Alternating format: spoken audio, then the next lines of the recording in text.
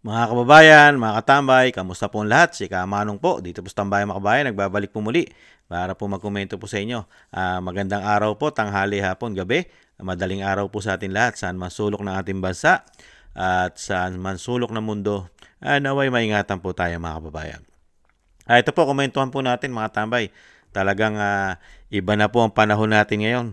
Mula po nung pumasok ang binagoong Pilipinas, mga kababayan, ay nagkaroon po tayo ng presidente na talagang pinag-uusapan na may presidente tayo na gumagamit ng pulburon. Ngayon naman po, ito pong halalan, mayroon naman po tayong mayor na drug lord, mga tambay, di umano. Nakita nyo po, ito po ay naging drug lord, nasangkot po, lalo-lalo po sa mga krimen, at pinalaya po ito, nakalaya po, ng pagpasok ng binagoong Pilipinas. Ngayon po, mayor na po sa Abuera, mga tambay, sa Leyte. Mga tambay, ibang klase po sa Abuera, Leyte. Ganyan po katindi ang mga tao ron. Yung talagang bisyo.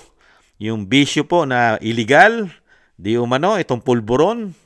At siya pa mismo ay umamin noong mga panahon po na siya po iniimbestigahan at nakulong, mga tambay. Kaya lang po, pagpasok ng binagoong Pilipinas, malaya na. May pardon na. Ngayon, mayor. Kaya po ang ating bansa, meron na tayong presidente na may issue ng pulburon. Ngayon po, meron po tayong mayor na nasangkot po bilang isang sinasabi nagbebenta at talagang ginawang negosyo ang pulburon, mga katambay. Pakinggan po natin ang balita. At proud pa. Proud pa sila, mga katambay. Mayor Espinosa, magandang umaga po. Magandang umaga naman sa iyo, Sir Igan at Ma'am Pia. Opo, kasama ko rin po si Atom dito. Mayor, reaction lang po at natapos na itong... Sir Atom, magandang umaga din sa iyo. Okay, reaction lang po sa naging proklamasyon ninyo at hindi naging madali ang kampanya dahil nagkaroon ng pagbabanta at pagtatangka sa inyong buhay, Mayor. Sa lahat ng nangyari sa akin, lalo akong ginaganahan sa kampanya namin. Kasi gusto kong matupad ang mga plano talaga namin kung ano ang plataforma ng BEPK. At ano po uunahin nyo dyan sa Albuera, Leyte, pagkaupo ninyo, Mayor? Ang unahin ko, ang peace and order at ang at bigyan ng solusyon ang droga dito sa Albuera. Linisin namin ang droga dito sa aming lungsod. Zero tolerance sa amin ang droga. Ayos Mayor, si Pia Arcangel po ito. Alam po natin na Ayan, mga tambay, wag na natin ituloy. Mga tambay, sa mismo pang nasangkot sa issue na pagiging utak ng pulburon. Mga tambay, tinangkilik pati ng kanyang ama sa mahabang panahon yata ang pulburon. Kaya nga po sila yung naging hari o sinatawag na hari ng mga pulburon. Ngayon, siya po mismo ang nagsasabi, peace and order! At lilinisin daw po niya ang pulburon at mga addictus doon sa kanilang lugar sa Abuera. Mga babae, unbelievable talaga, mga tambay. Yung isang sangkot at talagang ginawang hanap buhay po sa napakatagal na panahon at doon na po yata sila yumaman sa pagiging supplier ng pulburon at marami pang issue ng pagkitil, pagtsugi, mga tambay. Ngayon po, siya po ngayon ang lilinis dahil mismo sa kanyang lugar po ay lagana po ang addictus at pulburon. Aminado naman siya na talagang napakarami pong gumagamit doon sa lugar niya, sa Abuela, Leyte. Dahil lilinisin daw po niya . Di ibig sabihin, isang damukal na po ang meron doon. Ngayon, nakabalik po ang tinagurian na sangkot po, mga tambay. At talagang napakarami nagpatotoo. Kaya nga po nakulong . Naabsuelto lang po nung pumasok po ang may issue rin na pulburon na Pangulo. Anong klase na po nangyayari sa ating bansa, mga kabayan? Nakakalungkot po. Mula po nang magkaroon tayo ng Pangulo na may issue ng pulburon, sunod-sunod na po yan.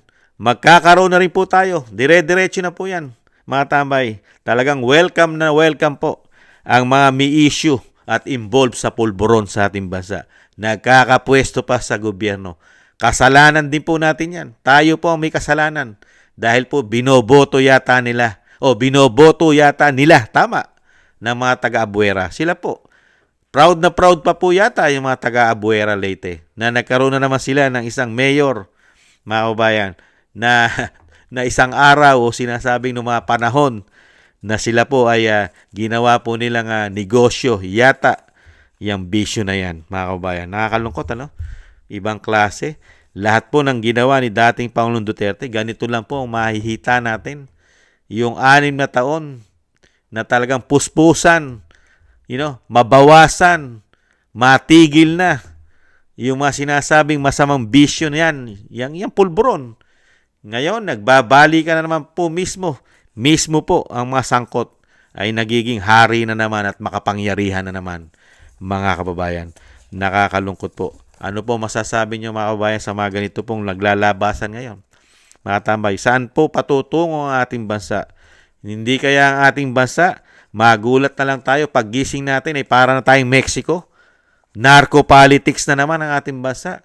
Lahat po sila ay talagang supplier na kaya ng pulburon at talagang bawat probinsya, bawat syudad, bawat city ng ating bansa ay talagang laganap na naman yung sinasabi pong pulburon at mga addictus ng pulburon. Di kaya? Ganyan kasi yung inabutan ni dating Pangulong Duterte. Ngayon, mukha po yatang talaga po, ganun po talaga pala. Ibang klase. Ay, nako. Pagka mamalasing ka nga naman, daig mo pa ang binugbog. Binugbog ka na. Hinold up ka pa. Mga tambay, grabe. Tapos, sinipa-sipa ka pa. At binaong ka pa. Unbelievable. Ang bihirang buhay yan. Wala na bang isip o wastong pag-iisip ang mga taga-Abuera Leyte? Wala na bang matinong politiko ron? At kailangan manalo pa ito si Kerwin? Anong klase ang pambihira? Mapapamura ka na lang Wala na bang matinong tao ron sa Abuera? At kailangan ito pang tao na itong manalo na merong involvement at sangkot sa bisyo na masamang bisyo. Ang bihira. At may mga kaso pa ito. Kaya lang inabsuelto yata ng Pangulo ng Bansa, mga tambay. Pardon yata ang binigay riyan. Ay nako, talagang maniniwala ka na pala ngayon, di umano, na talagang ang ating bansa ay nalulukuban ng ganitong klaseng mga nanunungkulan sa ating bansa. Yung sinasabi nga ng matatanda, kung ano ang puno, ay siyang bunga. Kung ang puno ay may issue ng pulburon, ayan po, ang nagiging bunga, pulburon din po ang nagiging leader sa baba.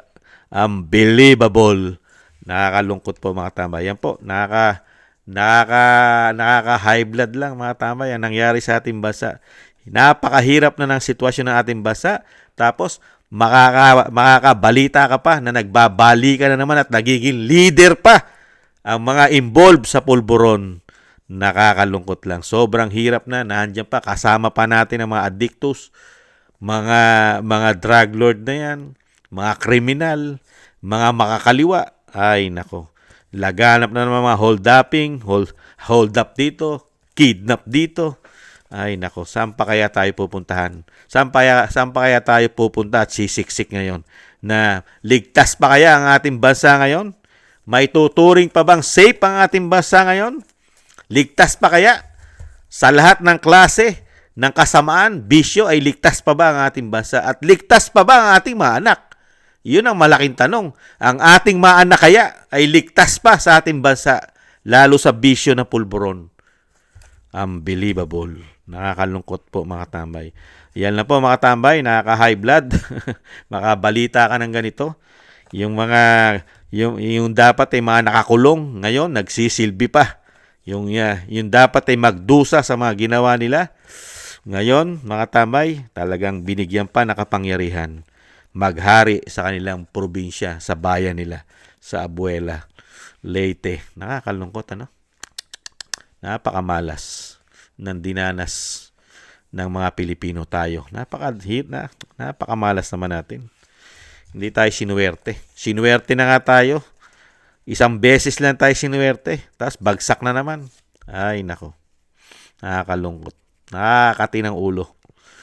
Thank you po mga tambay. Shoutout po sa ating mga subscribers.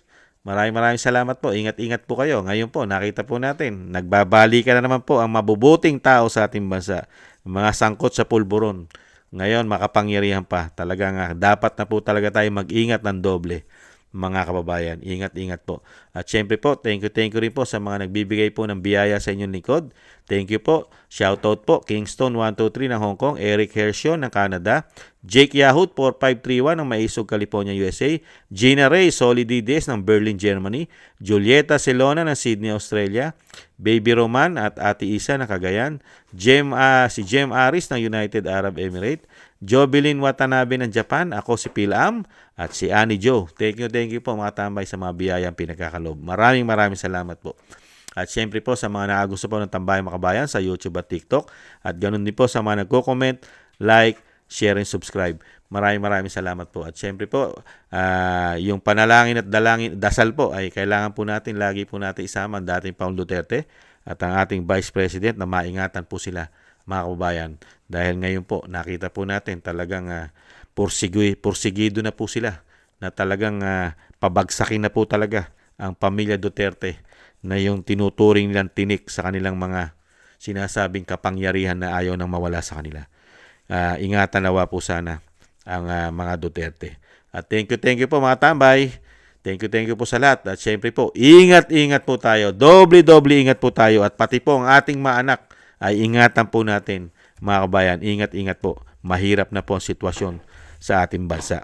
Maraming salamat po. Sa muli po, paalam po muna. Bye-bye.